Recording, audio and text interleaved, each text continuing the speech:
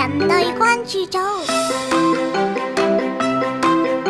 之前人類關注組介紹過好幾位麗的電視嘅花旦，包括喺劇集《鱷魚淚》入面嶄露頭角嘅蔡瓊輝同埋馬敏儀。關於佢哋嘅故事，大家可以喺片尾 click 過去睇返。而今集就將時間線再推遠一啲，今集人類故事嘅主角係禤素霞，佢係蔡瓊輝同埋馬敏儀嘅前輩。之前都有聽眾留言話想聽佢嘅故事。到底佢嘅演藝之路係點？近況又係點嘅呢？喺講佢嘅故事之前，各位聽眾記得先 like 呢條片，訂閱我個頻道，同埋撳埋個啷啷，支持人類關注組做更多嘅故事。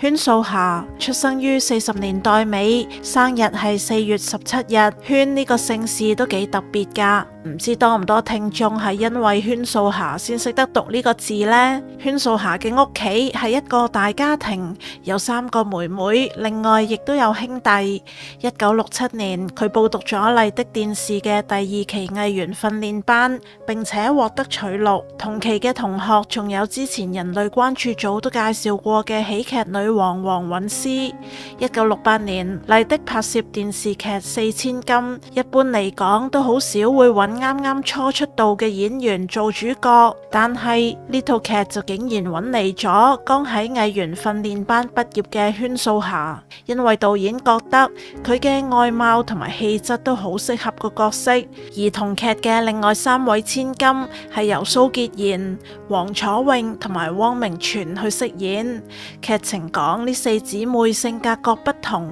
而禤素霞就係演最細嘅千金，佢個角色名叫做司徒翠湖，性格好俏皮活潑，又天真又嬌嗲，成日都會搞出好多嘅笑料。當時呢套劇每日半個鐘，最難度高嘅就係呢套劇係直播嘅，由讀稿、彩排去到直播都要喺1日入面完成，好考演員同埋幕後嘅能力。劇集由1968年播到1970年，劇情生活化又輕鬆，好多觀眾都好中意睇，亦都令到剛剛出道嘅禤素霞成為咗同期學員入面最早走紅嘅演員。佢嘅風頭當時冠絕4位千金，亦都開始擁有唔少嘅影迷。根據1968年《工商日報》嘅報道，禤素霞多才多藝，識得跳舞，做戲又幾好，有啲觀眾寫信去電視台，話希望喺多啲唔同嘅節目都可以見到佢。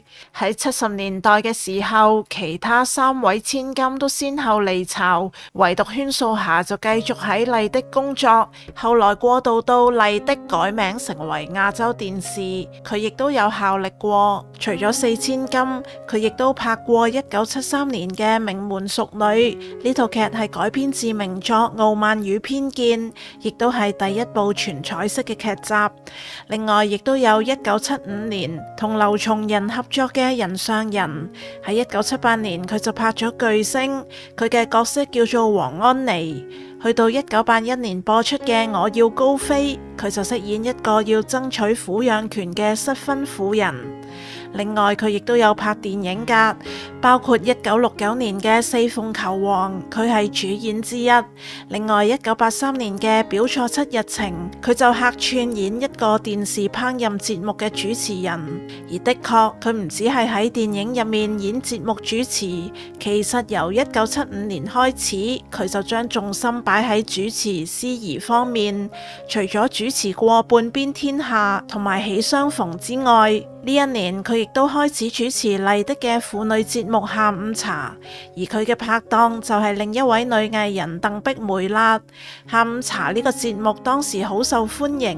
仲成立咗下午茶俱樂部，有幾千個觀眾會員。禤素霞喺下午茶一直由1975年主持到1980年年底，當時佢約滿麗的之後冇即時續約，根據嗰陣時嘅媒體形容，佢已經息影。佢都有提到已經對電視圈心淡，佢呢個時期開咗間髮型屋，另外亦都想擺多啲時間喺屋企照顧家庭。原來佢喺1971年就已經同初戀男朋友結婚，佢嘅男朋友當時喺電視台工程部返工，所以兩個人就認識、拍拖，然後結婚啦。不過期間喺1979年，佢哋因為感情問題曾經分居，好彩到1年之後破鏡重圓，兩口子嘅感情更勝從前。當時離開咗麗的嘅禤素霞，除咗打理髮型屋，其餘時間都深居簡出，喺屋企學下織冷衫，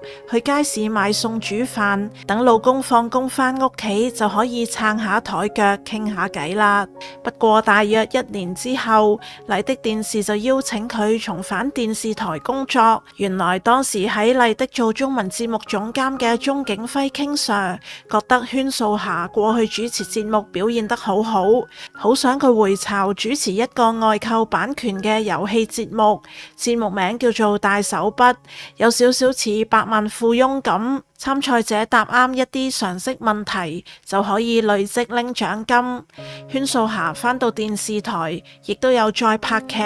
包括1982年嘅《再生戀》、1983年嘅《八尾圖》，同一年亦都喺劇集《唐伯虎三氣秋香》入面做唐伯虎嘅原配夫人。佢亦都有拍咗《少女慈禧》等等。到1984年，佢更加再主持返下午茶。不過冇幾耐，亞視為咗節省開支，就要一啲藝員續約嘅時候減人工。咁啱禤素霞就係喺呢一年3月約滿，佢當時提前講過，如果要減薪，佢就唔會考慮續約㗎喇。果然自1984年之後，佢就絕跡影視圈，並且移民加拿大。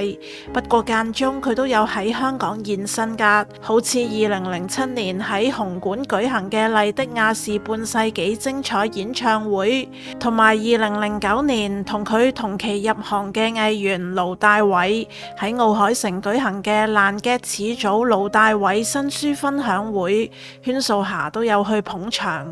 而佢喺加拿大亦都同移咗民過去當地嘅香港藝人經常聯繫。佢曾經係溫哥華影視人協會嘅理事，之前人類關注組介紹過嘅日本仔田旭峰都係同一屆嘅理事。喺協會嘅晚宴同埋活動，禤素霞都經常出席。而喺2026年4月，佢就返香港探望舊朋友，仲同昔日拍檔劉松仁合照，唔知有冇喚起大家嘅回憶呢？今集嘅人類故事就分享到呢度，唔知大家有咩感想，歡迎留言分享。另外記得 like、subscribe 同埋個 long 分享俾所有中意聽人類故事嘅朋友，亦都可以考慮以 Super Fans 支持人類關注組做更多嘅故事。我哋下集再見。